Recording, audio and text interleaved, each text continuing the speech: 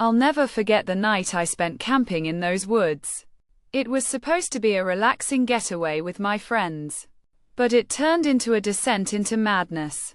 As we arrived at the campsite, I couldn't shake off the feeling that we were being watched.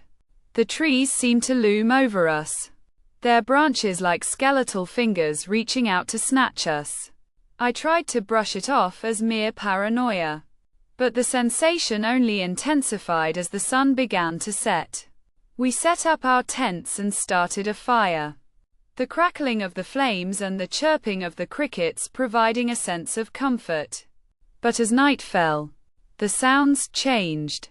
The crickets stopped chirping, and the wind began to pick up, whispers seeming to carry on the breeze.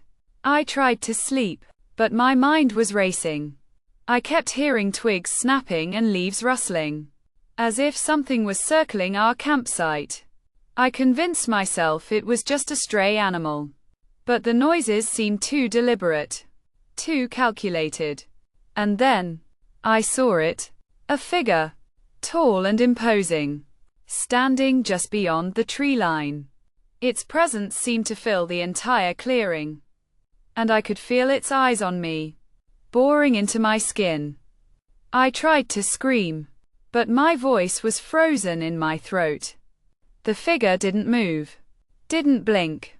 It just stood there, watching us.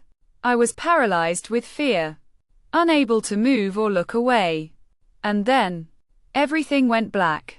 When I came to, I was alone. My friends were gone, and the campsite was in disarray. The fire was extinguished, and the tents were torn to shreds. I stumbled through the woods, calling out for my friends, but there was only silence. I found my way back to the car, and as I drove away from the campsite, I caught a glimpse of something in the rearview mirror. The figure, standing in the middle of the road, watching me leave. I didn't stop driving until I was back in the city. The urban lights and sounds a welcome respite from the terror I experienced in those woods. But even now, I can feel its eyes on me, watching me, waiting for me to return. And I know that I'll never be able to go back to those woods again. Not after what I saw. The figure is still out there, waiting for its next victim. And I'm just grateful to have made it out alive. But the memory of that night will haunt me forever.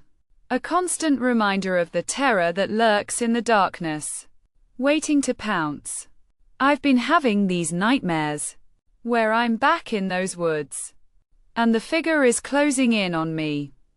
I wake up in a cold sweat, my heart racing, and I'm left wondering, what if it's not just a dream? What if it's a warning? What if the figure is coming for me?